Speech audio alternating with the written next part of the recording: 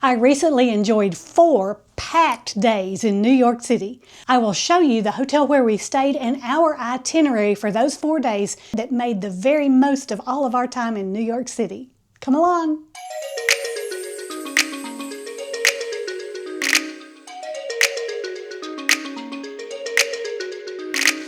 First things first, we chose the Club Quarters Hotel Midtown near Times Square.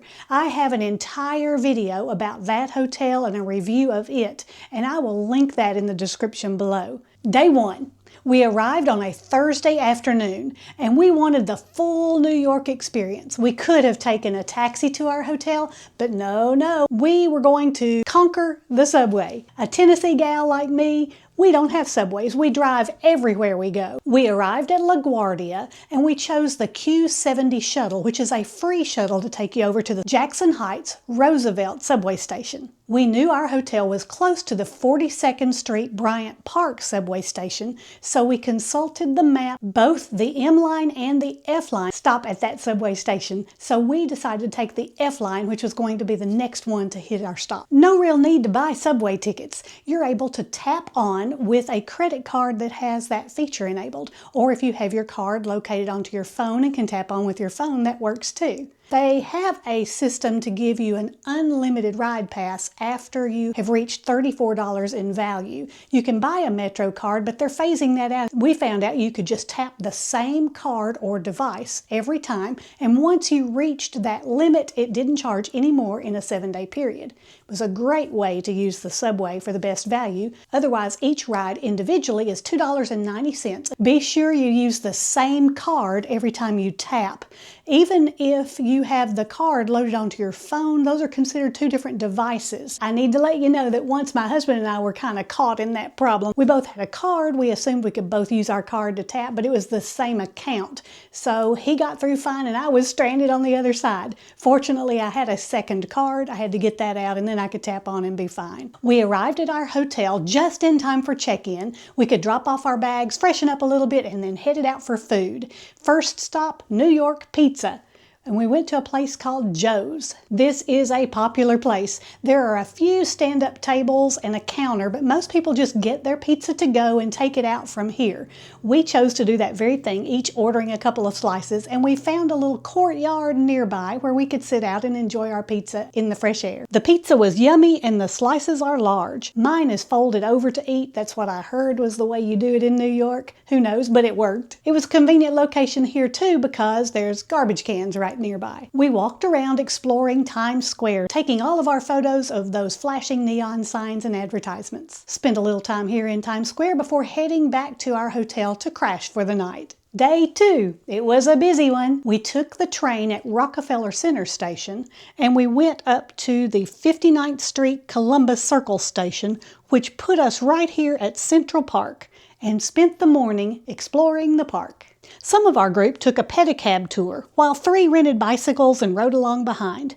The pedicab tour was 1 hour and we paid $40 per person. The tour was great, our guide informative, and we made some photo stops along the way for the Bethesda Fountain, the mall, which is a picturesque tree-lined path across from Bethesda Fountain, the Cherry Hills Fountain, the lake, and the famous Bow Bridge or Bow Bridge, I'm not really sure which way you pronounce this, and we saw the Imagine marker in Strawberry Fields. Finding Pine Bark Bridge, supposedly featured in Home Alone and Elf, we also found Wallman Rink, which is an ice skating rink in the winter, and pickleball the rest of the time. The group met back for lunch at another New York must, buying a hot dog from a New York street vendor. Rather than taking the subway back, we're going to walk back so we can explore several sites along the way. We go down Central Park Street, which is also 59th Avenue, seeing the outside of the Plaza Hotel featured in Home Alone, to the corner of 59th Street and 5th Avenue, and we passed by a man selling knockoff purses. Strolling down 5th Avenue, we saw the Louis Vuitton Store, stopped to admire some of the jewelry in Tiffany's, and visited Trump Tower. Next stop was St. Patrick's Cathedral. They were finishing up Mass, so I didn't really get any pictures inside, but it is a beautiful cathedral. From there, we went to Rockefeller Center and bought tickets to the top of the rock. We walked into the foyer with an incredibly impressive lighted display while waiting for a short film. The theater has a couple of aisles for stand-up viewing. People who purchase the VIP experience get to sit down. The elevator moves very fast, and looking up at the ceiling is its own experience. There are several levels of viewing areas outside. Here is the view of Central Park. The opposite side gives a good view of the Empire State Building. There are two optional experiences for purchase. One is the beam, where tourists can be strapped to a beam and raised above the roof for a photo op. Another is the sky lift, which hoists tourists high above the building for even better views. In the evening, we went to dinner at Junior's, famous for their cheesecake, but I was most impressed with their portion sizes and the variety of items that they have on their menu. Open-faced turkey sandwich, chicken salad sandwich, Reuben sandwich, half a chicken, a huge Cobb salad. I split a cheeseburger with my daughter and forgot to take a picture of it, but I did get a picture of the cheesecake, which we also split. The group divided up to see different shows. I went to the Minskoff Theater, which is where The Lion King is performed, and it's right next door to Junior's. We came up the escalator beside all those stairs, got a picture made with Rafiki, and enjoyed looking down into Times Square at the crowds and the street hustlers below. The theater had very comfortable seats, and we settled in reading the playbill before the start. No photos during the production, but I was able to snap a photo at the end during the curtain call. Day 3, we decided to walk the High Line and went into Chelsea Market, which was not very busy, and thought there might be an entrance to the High Line from there, but a local directed us to the door outside where we could find the stairs. Unbeknownst to us, though, at the top of the stairs there was one route that was open, but the area that we wanted to go to was closed off for maintenance, and the sign indicated that we needed to go and enter at the 18th Street entrance instead. So back down the stairs we went, and across the street, up a couple of blocks, toward that mural with the big chicken on it, to find the next entrance to the High Line. The High Line was fantastic. I'm glad we came early. The weather was cooler, the crowds were lower, and it was a beautiful walk. I could see sections of the original train tracks, and we stopped for a couple of mother-daughter and friend-friend photos. There were murals along the way and some green spaces and some offshoot seating areas. At the 25th Street entrances, we came across some unique structures, the Cube and the Hive. Just over here is a shopping mall, and we found public restrooms inside there. We headed back on the High Line the way we came so that we could go back to Chelsea Market. And on the way I saw a statue of the Melting Woman, which was what we were all going to be feeling like pretty soon as the sun was climbing higher in the sky and the temperatures were beginning to really soar. Chelsea Market is much busier now than it was when we came earlier in the day. There are bookstores, souvenir stores, a fruit market, an Asian market, restaurants of all kinds, this really cool fountain. We watched a man making noodles and decided to have lunch here at the counter. This is the tingly and spicy cumin lamb. By the time we finished lunch ourselves, it was noon, and some of our group were starting to head back to get ready for a 2 o'clock show they had booked. We visited the restrooms, which are on the lower floor of Chelsea Market, before heading back. Some of the group had a 2 o'clock show at the Radio City Music Hall, and they enjoyed a performance by Hugh Jackman that was on that day. This evening, 5 of the group went to Chinatown to explore and to have dinner out there and at Little Italy, and the other 5 of us went on a tour from Viator that was a Mafia food tour led by an NYPD officer.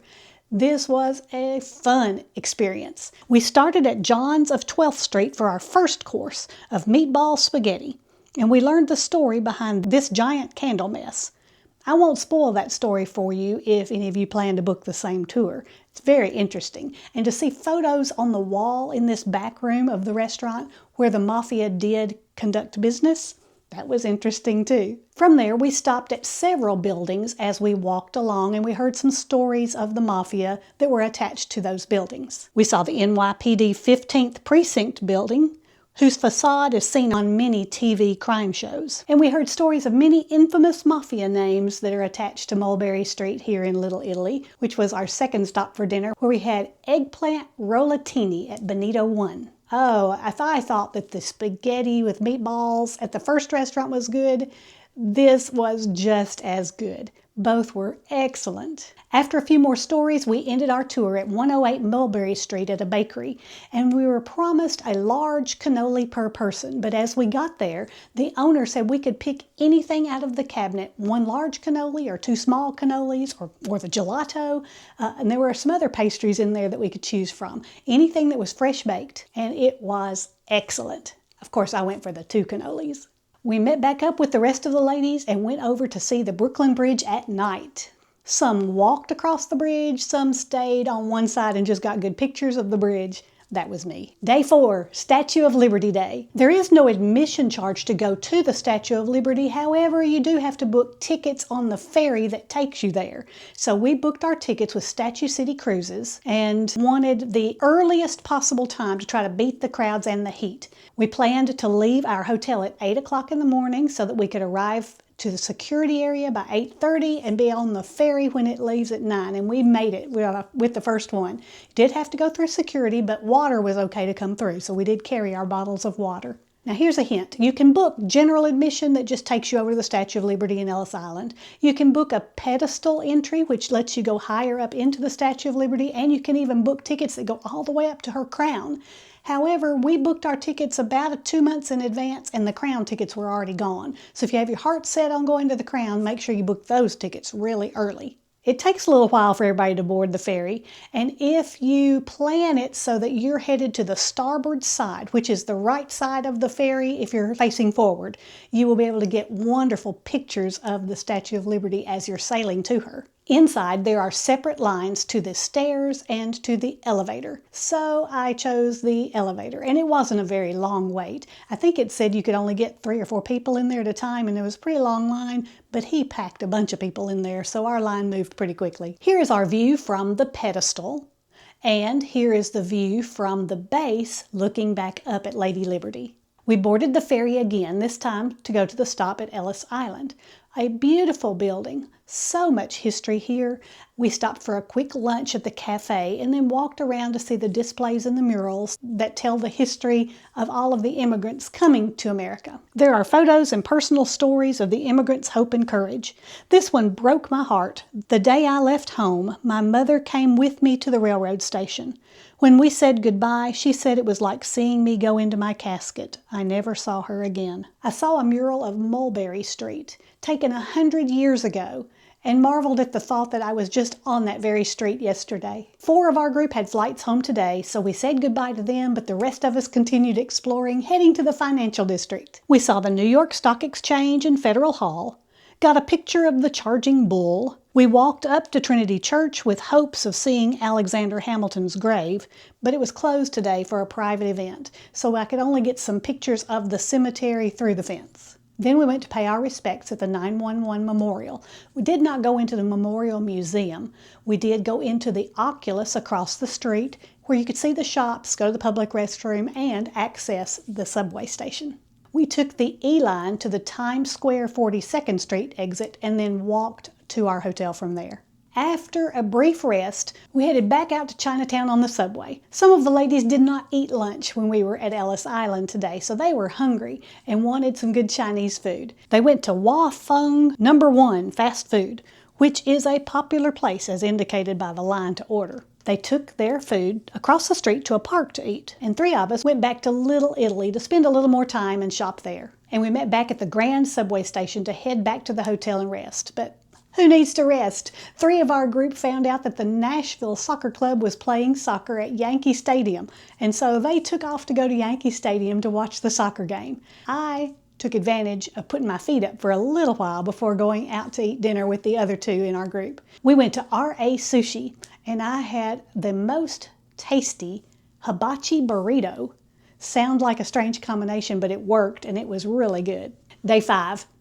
Really, it's only a half day, so if I kind of put day 5 with day 1, we come up with 1 full day of touring. Today we decided to explore Roosevelt Island. The tram ride is included in the metro cost, so we were using the same tap-on like you would for the subways, and it's all included in that unlimited fare once you reach the maximum for the week. We boarded the tram and rode it across to the other side, and then realized, oh no, We came to see Roosevelt Island, so we had to ride it back to Roosevelt Island to look around. And it was a delightful stop. There were bikes available to rent and explore, and we discovered Franklin D. Roosevelt's Four Freedoms Park, a beautiful park with the FDR Hope Memorial Sculpture, the now abandoned Smallpox Hospital, a small wildlife sanctuary, the historic Stecker Memorial Laboratory, and a giant head of FDR and beautiful skyline views. So much we could have seen as we only saw the lower tip of the island.